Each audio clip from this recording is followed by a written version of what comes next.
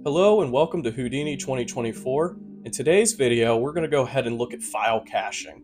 If at any point you don't feel like watching this whole video, here's a list of the chapter links that are in the description below if you're looking for a specific facet of this video rather than watching from start to finish. Anyhow, I just want to demonstrate what's the power of file caching. So let's look at a scenario here.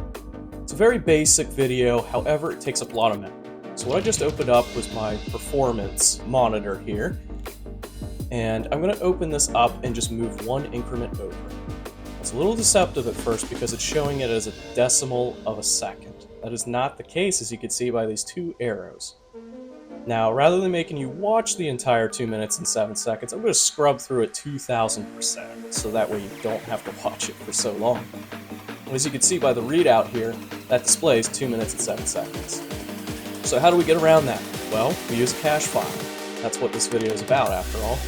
So if I tab and add a cache file here at the very end, just below this merge, and I'm highlighting this here to display where it goes to on the default, which is your geo folder in a project. You can change this, of course.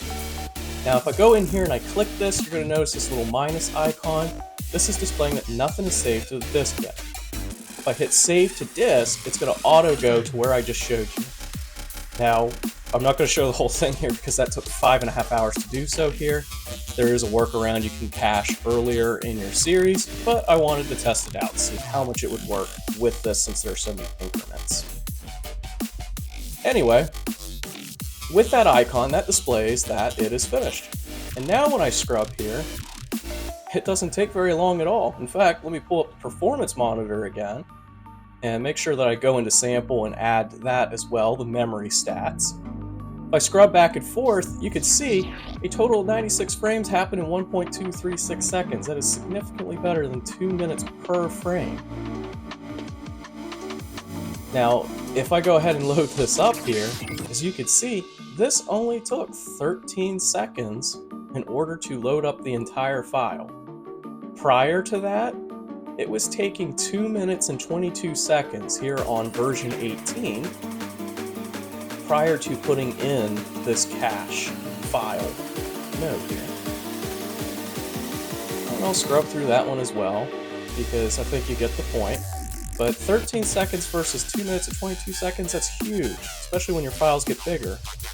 Now you're probably wondering, okay, if you're saving to disk and you're saving to a folder, here's your geo folder, your default, and it will auto-create a folder. And this red marker here indicates that that's what we were viewing whenever we did our little recording. And of course, there's the save icon. I threw in one earlier to speed things up, so it wouldn't take 5.5 hours. Brought it down by maybe about an hour, though. And here's a list of your SC files that it produces. And here's just a little link and a brief description of what an SC file is if you're curious about that. Anyway, I'd appreciate a shout out, subscription, anything for making new videos. I always appreciate feedback. Thanks and take care.